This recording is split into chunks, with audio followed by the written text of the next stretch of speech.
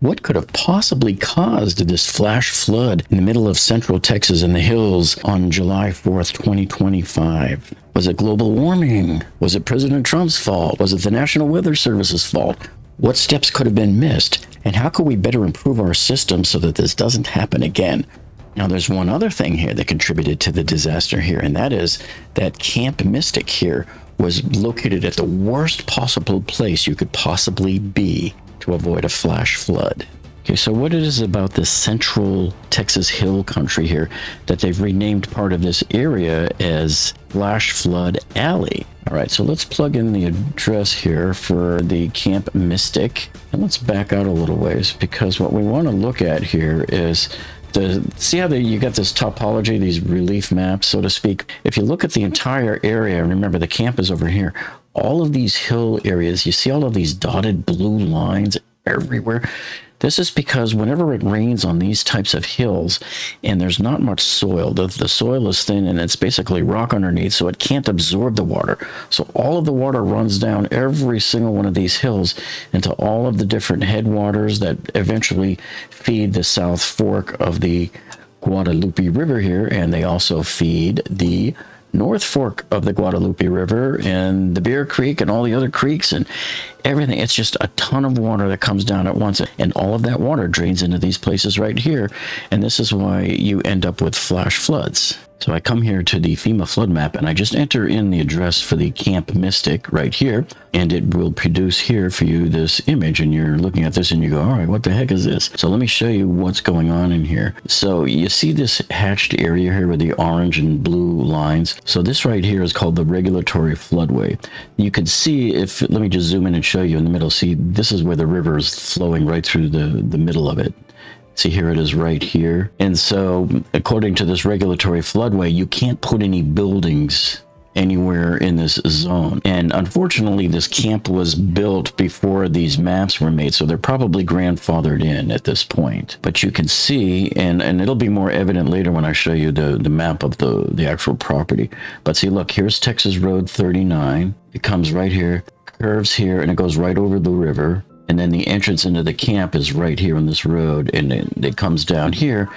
And you can see some of the buildings are here. And then this tree line right here is where the junior cabins were. So you can see why this area here was already dangerous to begin with. And then the senior cabins were up here on this hill, and so in this area here they're not as likely to have any issues because they're much further up the hill. But you can see, if we zoom in, there's the buildings, and I believe the Bubble Inn cabin was located like right here, and they did have some losses in that cabin, so we do know that the water came in there and flooded in that cabin as well.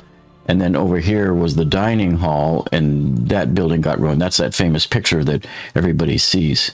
So this is why, unfortunately, Camp Mystic was just smack dab in the middle of the worst possible part of the FEMA flood zone. So the Zone A and Zone AE refer to the 1% per year chance, which means essentially this is your 100-year flood scenario. So the camp has been there about 100 years. It was about due to be flooded, and so it was flooded. So unfortunately, as we can see here, is that Camp Mystic was placed in the mathematically worst possible location that you could be placed if there's going to be a flood. And I wonder just how many parents out there knew that they were putting their children into these cabins that are right smack dab in the middle of that floodplain. So this is why I think it's a 500-year flood event. Some people think it's a 100-year event, but I believe it's a 500-year, because if you look at where the water came up to, they know that it came up into this area here where the Bubble Inn is. And so that right here is kind of yellowish, which I believe corresponds to this area right here, which says 0.2% annual chance flood hazard. That is your 500-year event right there.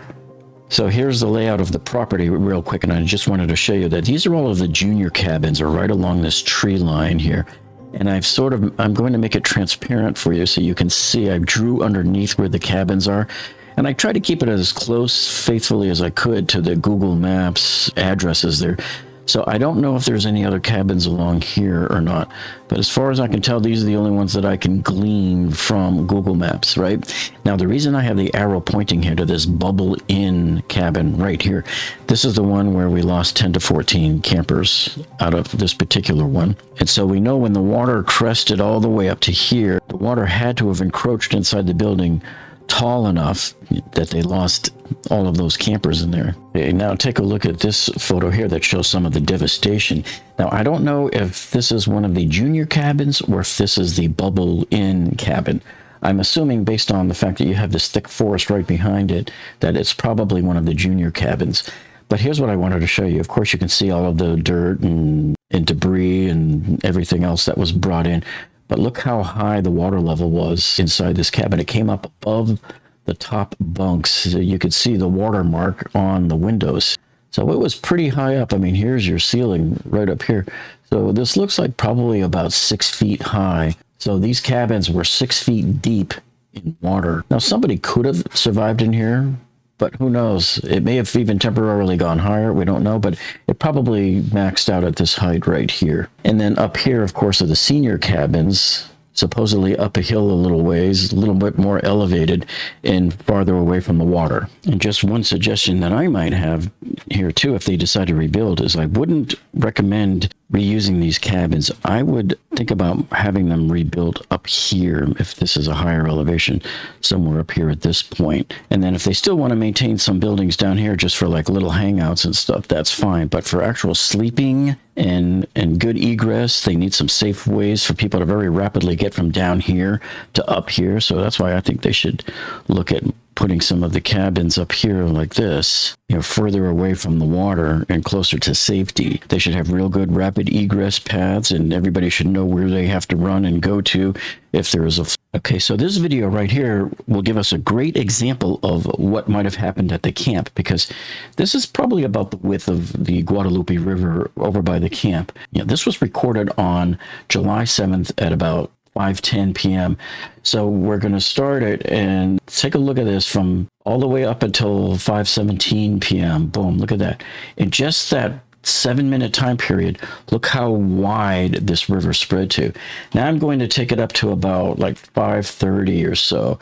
And look how it keeps going. The people have to keep moving up the street there to get out of the way. And so there you are at 5:30. But do you see how it went from maybe 50 feet across to now the road is impassable, and this whole thing looks to be a couple of 100 yards across now. So let's take a look at this. Boom. See, look how rapidly it happened. See, boom. So how long did this take? This took about 20 minutes to do all of that. So this is probably what you would have seen at the Camp Mystic as the Guadalupe River levels rose. Now, as to how tall that was, look at these trees right here. These are probably, I would say, 20 feet at the top. So let me take a look at this. Watch the water rise up to the top of these trees, how it comes almost up to the top. Look at that. Boom. So that was almost 20 feet deep right here at this point. So as I look for more evidence of the junior cabins, which are these ones right here, it doesn't seem to me like there's any missing here, because this just looks like normal hill. I think these last two were not floating away. So there were some reports about it. They're sort of unconfirmed, but I don't think that these floated away. I think they're still there. But all of this was flooded probably up to almost the roof inside. Because remember, at this point, the Guadalupe River probably crested at about 35 feet. Okay, so I want to show you on this weather map what happened and how this created such a massive downpour of rain that they haven't seen in a long, long time. So what you're looking at right here is the remnants of Tropical Storm Barry as it comes up the north, coming up out of Mexico, June 30th. So it made landfall on June 29th. So here we are looking at June 30th, if you see up here in the upper right. Now watch what happens. So what's going to happen is you're going to see this storm come right up here in the middle of the state, which is right where all of that activity was, the flooding. So it's going to meet up with this. This is called a mesoscale convective complex of storms. And meso means medium-sized storm. So it's not like a huge weather front, but it's localized storms. But watch what happens when these two get together. These are like two of the worst kids in your neighborhood that you don't want playing together. So you see how it keeps blending together up here now? Now we're only on July 2nd. Now I'm going to stop it later on. So here's July 3rd in the afternoon. Okay, so here we are at 3:30 on July 3rd, and you can see that it's really starting to collect up in this area right now. Now, watch the time up here in the upper right as we start getting a little further along. So now we're at 6 o'clock in the evening, and it's really collecting right in this area. And I'm going to move it a little more to now 10 p.m. See, it's starting to get more defined. A lot more rain is going in this area. And there's close to midnight right there on Thursday night, July 3rd. So now you're seeing much more pockets of just rain. And here we are coming up on the time where they already gave the first warning after 1 a.m. But we're coming up on 3 a.m. now, and you can just see how much rain is situated right in that area. And why isn't it just blowing through? You notice how it's just staying there? It's staying stationary. It's not moving. So normally a storm will come and move across, and it will just blow out of the way and keep going. It doesn't stay in one place. See how it keeps regrouping in that area? So here we are at 10 p.m. on July 4th. But let me bring it back just a little bit here. I will let this run a few seconds so you can see it go into July 4th in the early morning. But see how it's just staying in place? It's not going anywhere. It takes forever to dissipate. Look, even all the way up into July 5th, now we're into July 6th. So it pretty much stayed in that whole area. Now, the New York Post had this cool interactive graphic on their website that shows you a before and after. See, as you slide it back and forth. And so we're going to look at the damage that occurred here on the property. So here's the property all nice and green. And right along here is where all of those cabins are underneath the tree line, the junior cabins. And then there's the grassy green area. So pay attention to all of that, and you'll see it as we move the scrubber over where the water went to. So remember, the water has receded back to the river by now, but look how all of that grass right there was covered up with the sand and the silt and everything else and debris. And so the water came up, presumably up to these cabins. There's some garbage and stuff and debris along the outside of the cabins. There were reports that a couple of cabins might have floated away, but I don't think they did, based on some of the images I've seen after the fact. But you can see just how wide the water made it up into here and just all around this whole area there. So it's receded back fully now. And remember, this is just the South Fork of the Guadalupe River. It meets up eventually with the North Fork in a confluence further up the road a few miles where it really got big. So this is a prime example of how it can take you over really quick. So here is from the New Mexico River overflow the other day. And see how it just comes in? Look, you got a 20-foot wide river coming along here. And you're in your cabin and you see it coming. And, oh, let's get in the car and let's get out of there, like right now. Well, if you see it now, it's already too late, because watch, it's going to come up here right by these cabins, and it will overtake these cabins fairly shortly. But there's your little bridge there, and if you thought you were going to drive your car over that to escape, well, you're not going to make it now, because within 5 seconds, this bridge is very quickly overtaken. And then pay attention to how wide this water is spreading to at this very moment. See, it kind of bunches up at the bridge, so now it's going sideways. It's going to spread out to the side banks, and it will, within probably a minute or two, encroach its way up to those cabins.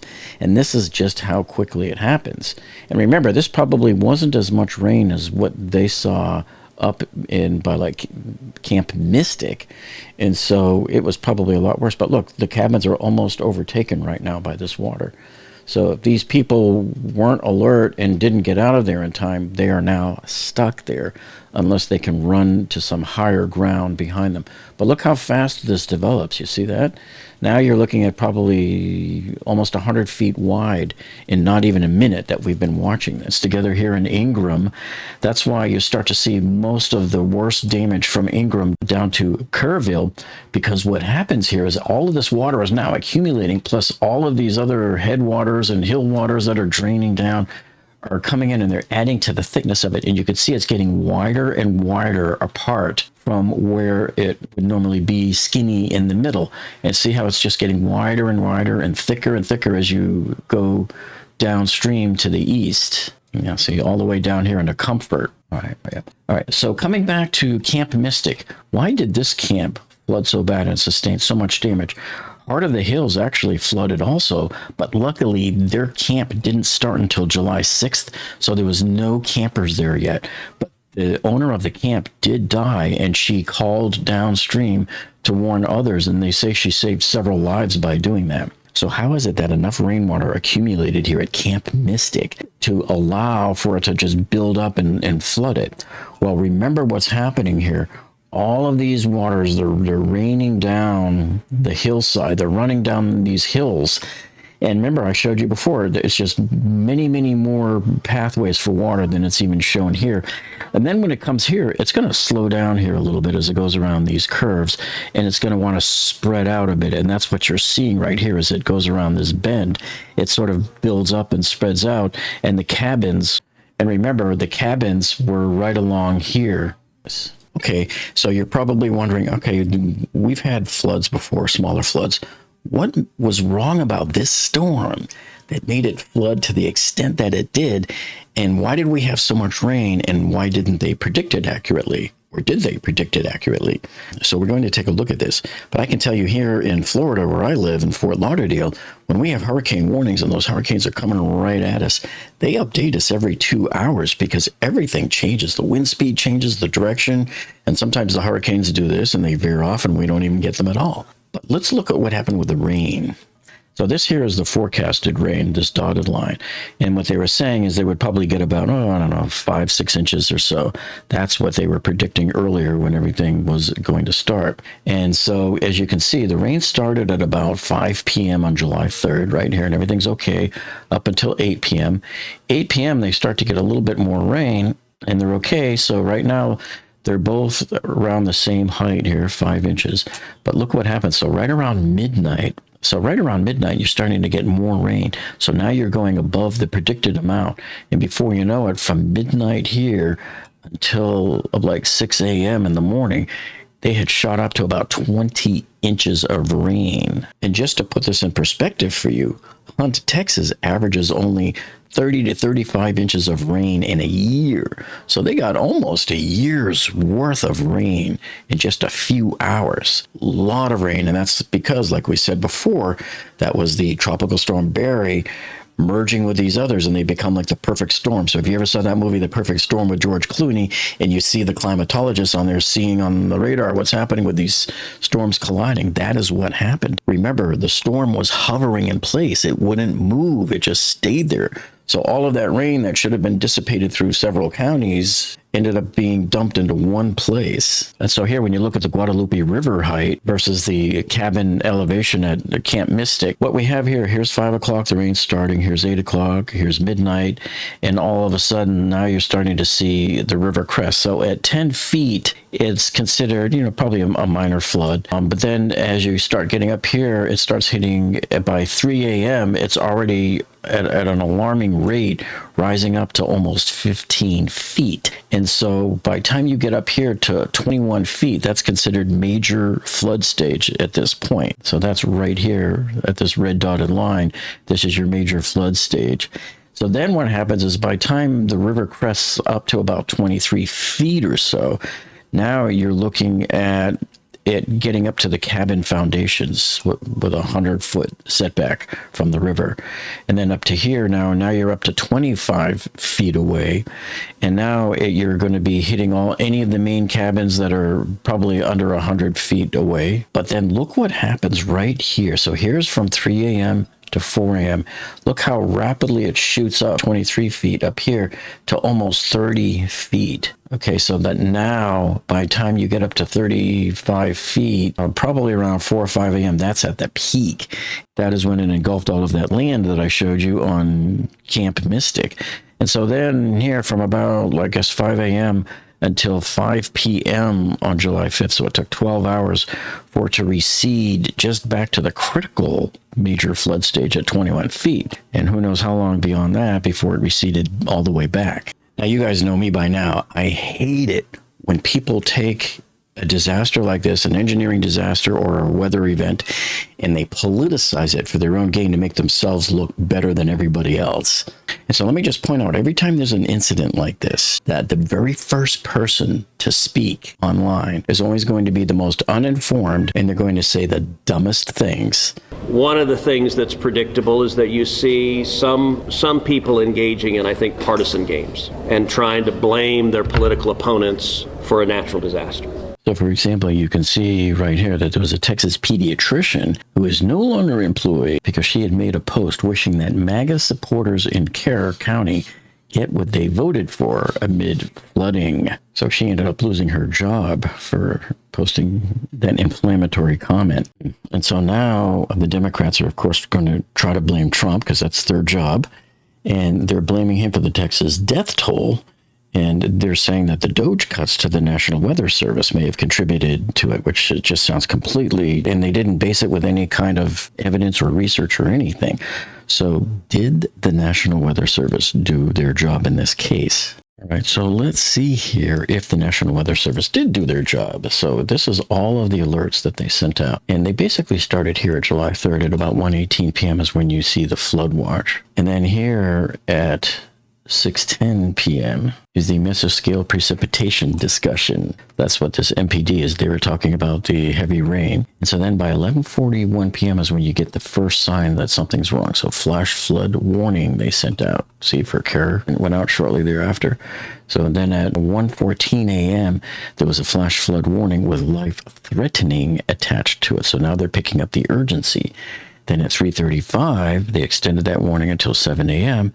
And about 4 a.m. is when it hit Camp Mystic. So right here, they are now saying flash flood emergency, South Central Kerr and Hunt. And then, of course, at 5:34 a.m., they extended it again. And then they had repeat emergencies throughout the day on July 4th. So it seems to me like the National Weather Service did their job. They didn't seem to be hampered. So once again, I guess Senator Schumer has opened his mouth, and his mouth was in motion before his brain was in gear. And right here, it says here, the National Weather Service Weather Forecast offices in Austin, San Antonio, and San Angelo had additional forecasters on duty during the catastrophic flood event. And she said all forecasts and warnings were issued in a timely manner, which I just showed you on the chart.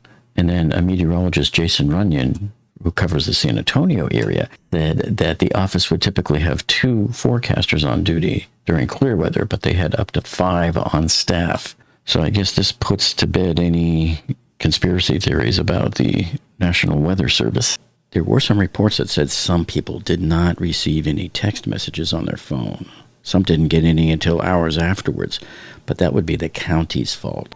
So what improvements could have been made here? Well, just some ideas that come to mind here for me, just thinking from an engineering standpoint, is that how about you equip all of the cabins with life preservers and also lifesavers that could be maybe stored under the bunks. And the minute you start hearing about water coming, everybody grabs them. And probably on day one, they should do a mustering like they do on the cruise ships, where they put everybody in their life vests and they muster to their mustering stations there where the lifeboats would be. They should do something like that. And to me, there's no reason why they don't have any kind of life preservers there in case somebody ends up in the water. That's no guarantee that you'll survive, but at least you might not drown, because remember, you're still going to be mixed up with all of the trees and debris and everything. Also, we know that the county couldn't afford to have all of these sirens and sensors put in. But can't the camps put 1 or 2 poles in on their property and like gauges so that if the water encroaches up onto the banks of the river a certain distance, it would then set off the alarm? And, you know, here in Florida, we have in our parks, we have all of these lightning alarms that go off all the time. And sometimes you don't really see the storm coming until it's far away. It's like 10 minutes away and you're hearing the alarms already. But at least you would get warning, and hey, a false alarm is better than no alarm at all, I think. What do you think? Another thing, too, it seems like if you lose power, well, do you have backup power then? So one of the problems here, too, is some of the camps lost power. So do you have backup power? What do you do then? Do you have adequate radios to talk to everybody? Is there a radio network that all of the camps can get on, like channel 16 on the Marine when you have an emergency, something like that? Why don't they have something like that set up? Because it sounds, from what we're hearing now, it's basically done through the emergency texting system, the old-fashioned system that they've been using, which is call the camps downstream and warn them. And, that may sometimes work and it may sometimes not work. So it seems like the county and the state perhaps needs to really come up with a robust system of communicating and getting the warnings out. Like maybe it sends an automatic signal out that turns these big flashing strobe beacon lights or something like that on the property and lets everybody know, that type of thing. Because look, we have those klaxons in Tornado Alley, right? They could do something very similar for this as well. And if you haven't yet seen my latest video on the government investigation into the Champlain Towers condo collapse, make sure you check it out right over here. And if you missed my latest video on the OceanGate Titan submersible, you can check that video out right down here. So thank you so much for joining us tonight, folks, and we'll see all of you on the next one.